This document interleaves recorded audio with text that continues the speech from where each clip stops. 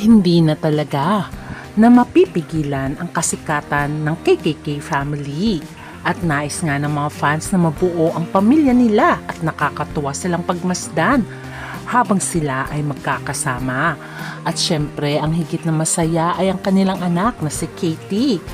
Kaya naman may mga bagay-bagay na si Katrina at si Chris Lawrence lamang ang nakakaalam. Tulad na lang ng sinabi ni Kat na hindi lahat ng mga bagay ay kailangang i-share. May mga moments sila bilang pamilya na sila na lamang. Kaya sana ang wish ng mga fans, sana ang sekretong yon ay ang pagbabalikan nila ni Chris Lawrence. At ang nakakatuwa pa may bagong endorsement itong si Katrina.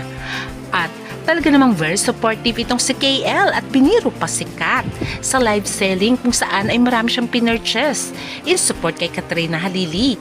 Ano kaya ang sinabi niya na kilig ang mga fans na talagang love na love daw talaga nitong si KL, si Katrina? Ating alamin.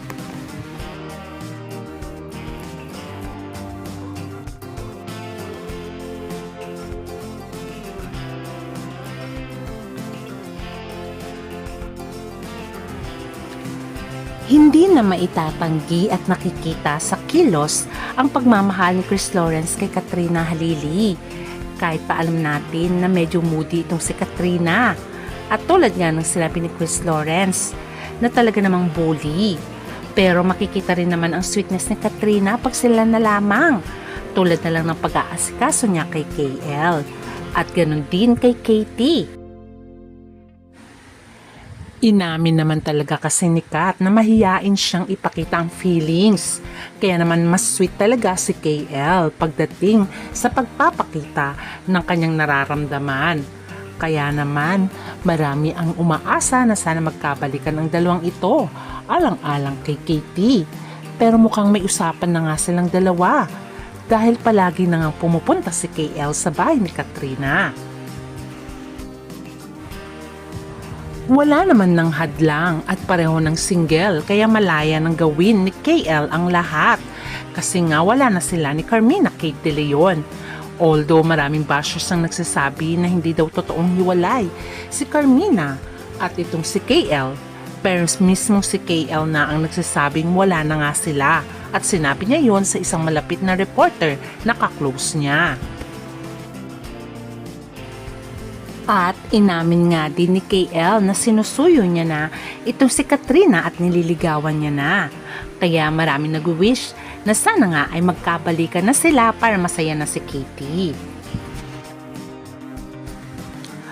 Pero tulad nga ng sinabi ni KL na one step at a time at trust the process, ay ganoon din naman si Katrina. Hindi daw naman siya nagmamadali. Dapat talaga ay buo ang pagmamahal nila sa isa't isa para hindi na sila magkamali muli. Although wala naman third party sa dati nilang hiwalayan noon. Pagpus immaturity lamang ang dahilan. Pero siguro ngayon ay nag-iingat na sila. Dahil kung sakaling magkabalikan sila, ay for sure, tingin ko ay mauwi na ito sa kasalan. At syempre, ang matutuwa lalo ay ang kanilang anak na si Katie. Dahil inamin naman ni Katie pag tinatanong siya ni Kat na are you happy na kasama natin ang iyong papa? At sabi nga ni Katie ay at dumadating nga sa point na si Katie na ang gumagawa ng paraan para lalong maging close ang kanyang mama at papa. Tulad na lang ng paghalik sa noo at sinabi nga niya na mama, pwede ka nga bang magpakasal sa kanyang papa? This is cute. Mama. O, di ba nakakatuwa si Katie na sinasabi niya na you're getting married. For sure, gusto niya rin talagang buo na ang kanilang pamilya. Kaya naman, ang mga fans yun talaga ang pinagpe-pray nila na mabuo ang KKK family alang-alang kay Katie. At mukhang nagkakadevelopan naman na muli itong si Chris Lawrence at Katrina. At kita naman dito, very supportive si KL kay Kat sa bago niyang endorsement. At nakailang purchase nga itong si Chris. At ang nakakaloka, pwede daw ba niya iuwi ang endorser? At pwede niya daw ba itong i-check out? O diba nakakakilig?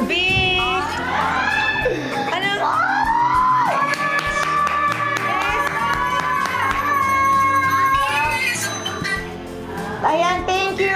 Thank you sa pagbili mo, sa pag-check out mo, ha? Yes! Ayan na! Sa mga nag-aabang. Ipapatulfo na kasi ako. Ipapatulfo. Kanina sabi ko kasi, O, diba? tawagan daw kita. Napakasweet nila. Sabi ko, ano, At talagang nakatira sige, na yata tatawag itong si ako. Chris Lawrence sa bahay ni Papag-check out Katrina. kayo. Or pwede din pag nasa Tapos, trabaho si kanina pa Kat, sila ay si nag-aantay. Chris ang Sabi ko, nag-aalaga mamaya na. kay Katie. Sabi niya, Especially tawag ngayon, may ko, sakit tulfo. nga si Katie at siya ang nagpapainom ng gamot. At kitang-kita sabi na mo, sobrang mag-check out na very sila, supportive Chris. ni KL kay Katrina. At sinabi nga niya na baka pwede nga daw na i-check out niya na yung endorser. O diba, nakakakilig. Yung endorser, At hindi daw sabi pwede nga check rin out. niya na nakainom na rin si Katie ng gamot. Which is talagang nakakatuwa sila. Sana nga magkabalikan na sila. Kaya naging matured na talaga sila. All through these years, ay marami na rin silang realization sa buhay. For sure, pag sila ang nagkabalikan, ay alam na nila kung anong tama at mali.